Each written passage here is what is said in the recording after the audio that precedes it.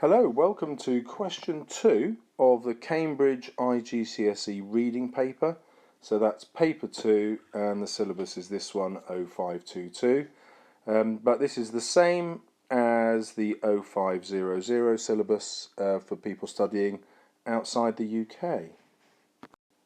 I've taken an almost random selection of beginning responses from some students at my school. And so the first skill that they're demonstrating here is the ability to work out what the question wants, and I've encouraged them to highlight the key words. So this candidate hasn't missed any keywords here.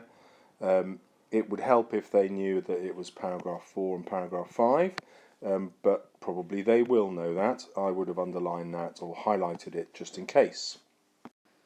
So they've got to select 4 powerful words or phrases, and they've remembered that this is for each paragraph, not just one. At least 4 students in a class, when I do a mock, forget that and just answer on one paragraph. They have to include imagery, so they'll probably use that word. They know they can use words or phrases, and they have to write about the effect. So the effect means the effect on the reader, and what's hidden in the question you should have picked up from my other videos.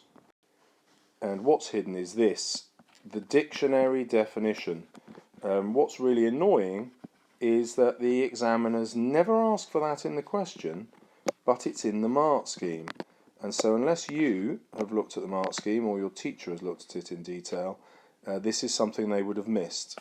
It's in fact something that I missed as a teacher when I first started teaching this. Okay, step 1 is to find the right paragraph, and I think this one is paragraph 5 that the candidate's looking at, and they've highlighted what they think is imagery. So a picture postcard view is a metaphor because it's not literally on a postcard. Again, the crystal blue sky is a metaphor because the sky isn't actually crystal, and the clouds aren't actually cotton wool, so they're cotton wool clouds.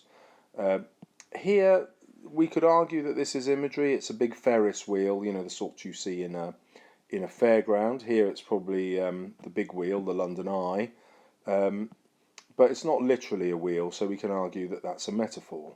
So our candidate has found 4 different pieces to quote. They've got a slight problem in that 2 of them are identified together, so they might write about 2 of them together and lose marks.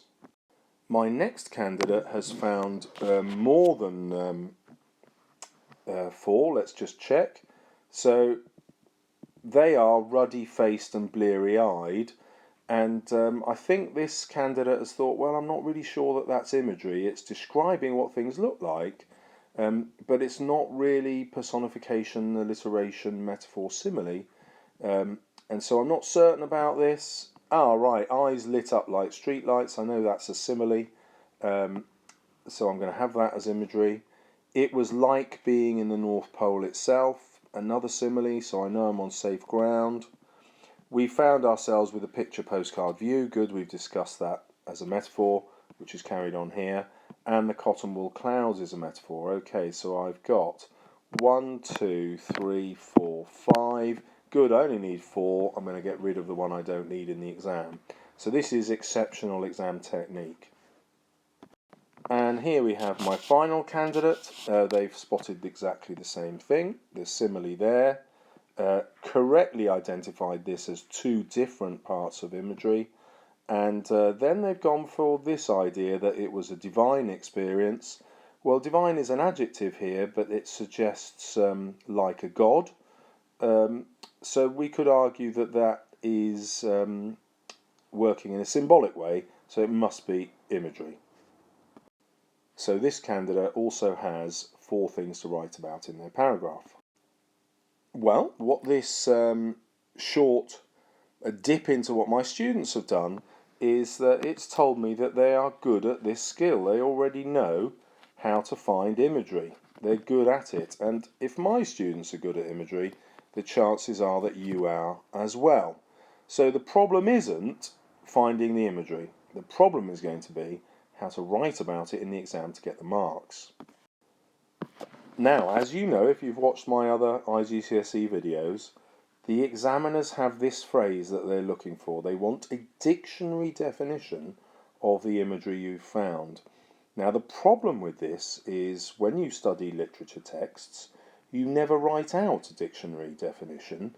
You leap straight into the meaning, but not the literal meaning, the effect on the reader. You use words like suggests, or shows, or implies, and these words indicate an explanation of the effect on the reader, which is what we do in English. However, in this exam, the examiners want a dictionary definition first before you write about the effect on the reader. So let's look at this answer up here. The kids' eyes are described to have lit up like light bulbs when they see the winter wonderland. Well, that's fine, but the quotation is lit up like light bulbs, and this candidate has started to quote it and then forgotten to finish the quotation, and then in any case is repeating the quotation here. So they're wasting time. However, we'll just mark it from here. The phrase lit up like light bulbs is a simile. That's correct. Now, the examiner doesn't require you to say it's a simile, but it's a good idea to do so because it just helps the examiner know that you're a candidate who understands what imagery is. And therefore imagery. Good. So the examiner knows that. But then this candidate leaps to show the reader how. And they completely skip this part, the dictionary definition. They've jumped straight to suggests and implies, except they've used the word show. Now, this is typical of a candidate who's good at English literature. So this is obviously a student who's very good at English, but I'm assuming it's a he. I'm just making that assumption on handwriting, sorry. This candidate is not going to get the full marks because they haven't done this step first. It's really difficult to make this step because it goes against what you've been taught in 5 years of English at school. However, you've got to do it to get the marks in this exam. So we'll see later in the video how you put the dictionary definition in. Okay, let's go back to the explanation. To show the reader how excited they are to be there, that's probably just enough of an explanation. The candidate himself has realised that this might not be detailed enough and has started to add some more, but it's a summary. And he'll get no marks for that. You don't have to include any kind of summary of that individual quotation. So this is a girl's handwriting, I think, and examiners do this. They make unconscious assumptions about how good you are, based on your gender, I suspect. So the phrase, eyes lit up like streetlights, is an example of a simile. That's correct. So far, exactly like the previous answer. Full stop. However, though, streetlights are used to light up streets when they are dark so people can see. And I've highlighted that in blue here because that is the dictionary definition. You're saying what this means, and that's what the examiners require. Then you go on to talk about the effect on the reader. So here, therefore, comparing the kids' eyes to streetlights suggests their spirits have been lifted from the darkness of the tube. So that's got full marks for that quotation, even though simile is spelt incorrectly and suggests doesn't have the S on the end. So you can still get away with some inaccuracy as long as you follow that pattern, giving the dictionary definition and then explaining the effect on the reader. To make this even more explicit for the examiner, that last part could have begun this way. The effect on the reader is, instead of just suggests. Now, although that's very mechanical, it will remind you that you're always writing about the right bits, the dictionary definition, the effect on the reader is. Okay, next we have a candidate who's very well read. Again, I would assume the handwriting is a boy, and he's a very good reader. He's got an understanding of the Christmas Carol and what is Scrooge like, and he's bringing this literary knowledge to his understanding of Winter Wonderland. and this very sophisticated idea that it's not just Scrooge-like because of the nature of Scrooge, but also Scrooge is a Christmas story. And the story of Scrooge is about people finding ways to love each other. It's about loving each other at Christmas. So this is a brilliant reader, an excellent candidate in English, but he's not going to get any marks for his answer here. Well, let's have a look at why. It had truly been a divine experiment. There needs to be a full stop here, a capital T for this. This is a powerful phrase, so that's what was asked for in the question. So he's answering the question, he thinks, as it shows that the winter wonderland can even change the most Scrooge-like people into Christmas-loving people. So this is the effect on the reader, isn't it? Which he said here by show, so he will get some marks, but there's no dictionary definition of what a divine experience is. So divine, the dictionary definition would be influenced by the gods, and he could have written something brilliant about how this experience is like an intervention from the gods to change people from Scrooge-like to loving, and then he would have got full marks. Now the sad thing is he knew that's what he was trying to say, but because he skipped the dictionary definition, the examiner isn't going to give him full credit. Okay, let's have a look at another answer, which I think is from a boy. In paragraph 5 of Walking in a Winter Wonderland, well, I've separated this bit off, as you don't have to tell the examiner that. That's wasting your time in the exam. They already know it's paragraph 5. My first impression as a reader, well, that's absolutely appropriate, but the effect on the reader should come last. You've got to give the dictionary definition first, and obviously before that you've got to quote. Is that it's a place that the character feels no one else has seen. So you need the quotation first, and I presume the quotation is this one. It was like being in the North Pole itself. Now the problem is this candidate hasn't given the dictionary definition after the quotation and before the effect on the reader, the meaning. He kind of knows this, he knows that he needs to write more about this, but he's jumped to another explanation. This is inferring. Now he should use the word imply here, this is implying, but that again is another effect on the reader, isn't it? So he's still not given the dictionary definition. And then he's made another mistake, which is typical of candidates. He's linked it to a new quotation. Exactly something you might do in a literature essay, but not helpful here, because you only have 4 quotations to write about, and for each one you have to give the dictionary definition, and for each one you have to give the effect on the reader. And he's losing marks here by jumping to the next quotation too early. Also, the fact they describe the sky as crystal blue sky and cotton wool clouds, this is a metaphor. Well, it's actually 2 metaphors, as we saw earlier, describing an atmosphere. It gives an effect on the reader. Now again, he's going to the effect on the reader before he's given the dictionary definition. Now, what's interesting about all these candidates, of course, is that I told them they had to do a dictionary definition before they wrote this, and I told it to them only minutes before. So it's worth realising for yourself that even though you've understood the video, you need to have a go at writing, because you'll still find that you probably miss things out. And the thing that you're most likely to miss out is the dictionary definition. Okay, here we have the only candidate I know, because she came up to me to find out what her marks were after I'd done this with a group of about 60 students. And she'd written more than this, but that was too big to fit on the page in a very short space of time. So clearly an A-star candidate, but is she getting the marks? Let's have a look. In paragraph 4, the alliteration of workers wrestled means that they were fighting and pushing each other. So by using the word means, she's forced herself to give the dictionary definition of wrestling, so fighting and pushing each other.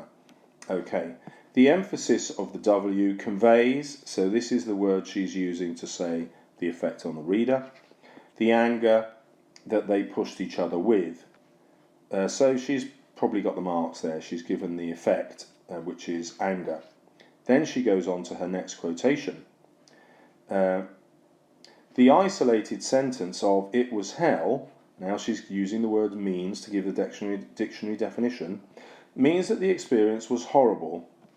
Okay, and now she's giving the effect on the reader, may possibly convey how hot the train was as hell. How hot the train was, there should be a comma there, as hell is associated with heat and fire. This portrays the train, it should be as being instead of to being, a place that people wouldn't want to go. So that's definitely a full explanation, no problem there. She's definitely got the marks. Next, she moves on to her next quotation. The simile, correct use of simile, like sardines. Now she's giving the dictionary definition, refers to a type of fish that is canned. Okay, and now she's going to talk about the effect on the reader, which gives the effect that it's very cramped on the train instead of. Plus, it may illuminate that there is a horrible smell in the carriage. So because she's such a good candidate, she's offering a second explanation, which she probably doesn't need to do. One explanation would do up to here. But because she's able to write so quickly, she'll get away with this. She'll still be able to give two explanations, but she doesn't need to. So if we go back up to here, she's done the same she's done the same thing. Hell means that the experience was horrible. That is slightly short, so her second explanation helps here and conveys how hot the train was. And that explains how it was horrible. It was hot. So there you have it. That's how to get full marks. 3 quotations analysed fully here with dictionary definitions in such a short space. And so you can see, I hope, that you don't need to write that much to get your full marks. She needs one more quotation for this paragraph, and then she'd go on to 4 quotations in the next. Okay, well, the final thing that I have to show you is this idea of the need to write an overview. So in your overview, you have to give the effect of the whole paragraph. Now, the problem with this is that this instruction is in the mark scheme. This instruction is not in the question. So unless you've been taught this, you won't do it. You'll just write about each of the 4 quotations. And you'll think, oh, that's all the question asked me for. I've got full marks. But the answer is no. You need this. You need that overview, even though the question doesn't ask it. Deeply frustrating for you, but hopefully you won't make that mistake of leaving it out. So let's have a look at this overview. The overview of paragraph 5 is the true divinity of London at Christmas time and how it can warm the hardest hearts. So a very neat phrase here, only needs to be 2 lines long, definitely got the full marks for the overview. Let's look at this writer's use of quotation. So the phrase cotton wool cloud, it is a simile, but you don't have to point that out, so no marks lost here. Means, and then S should be on the end of means here, but means gives us the dictionary definition, that the clouds were white and fluffy, resembling cotton wool. Excellent. The effect on the reader is, well done. That's exactly what you should do, because you're telling the examiner, okay, look, here's my effect on the reader with means, here's my dictionary definition, is that the sky is also getting ready for Christmas by dressing itself in white clouds, which could resemble the peace and snow of Christmas time. Now, I would never have made that link. It's a really brilliant one. The examiner doesn't have any answers that they're looking for, so you've got an effect on the reader which is beautifully explained. This feels like a full A-star answer to that one quotation.